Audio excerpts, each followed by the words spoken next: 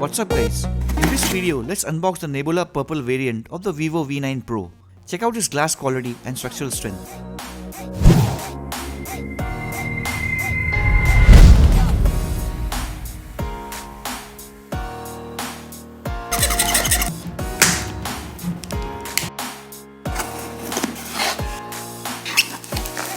The Vivo V9 Pro is a proper mid-range device at a budget price, even beating Xiaomi at their own game in terms of price. But is it better in software performance, camera and hardware? It is very similar to the Y81 in size, weight and a plastic body, with minute differences in dimensions and a slightly taller display at 6.3 inches as opposed to 6.22 inches. The difference lies in the AI-powered Snapdragon 660 processor, dual cameras with a depth sensing unit, a full HD Plus display and a much better looking body with a color gradient option. The weight is also 2 grams more at just 150 grams and it actually has a very light in-hand feel.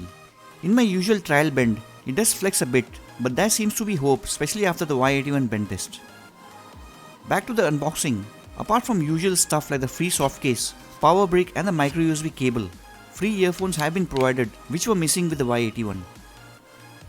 Performance wise, as you would expect from a mid-range chipset, the AI-powered Snapdragon 660 performs like a champ, with general operations and apps running smoothly with minimal lag. And unlike the Y81, which wasn't as smooth while heavy gaming, the V9 Pro had no issues gaming at high graphics settings.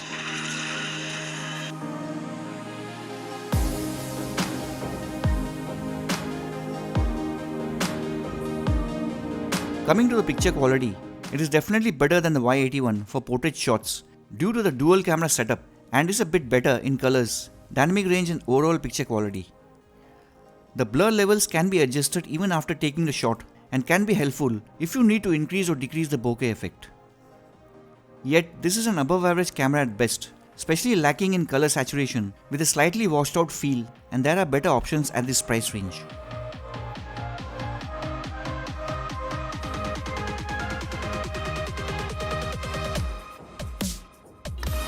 Before starting the scratch test, let's first remove this pre-applied screen protector. This may not be good news since it can be a cost-cutting measure used to hide poor quality glass with no oleophobic coating, like in the Y81 or Realme phones.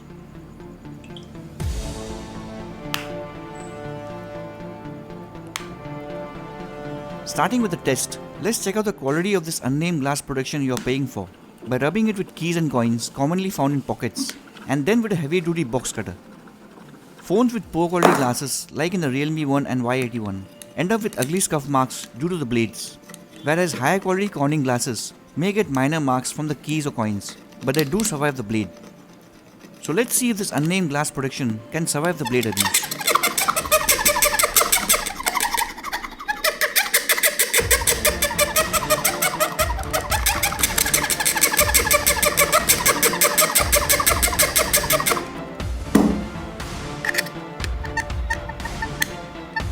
As suspected, the screen protector was in place to cover poor quality glass protection, as it is very prone to scratches and wasn't able to survive the blade abuse. Now moving on to fun stuff, the bend test. Let's find out if the slim Vivo V9 Pro can handle by bend force. Will it be able to survive tight pockets or similar accidental force?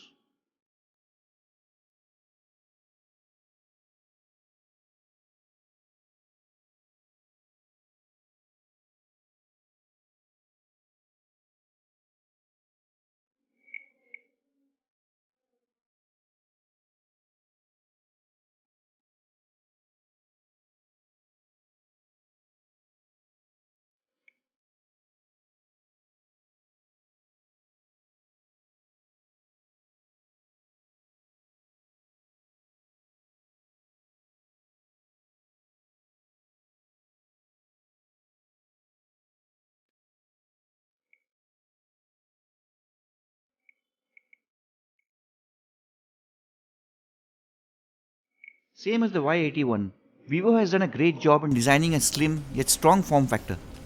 The degree of bend was a bit too much, but it did manage to survive without suffering any damage.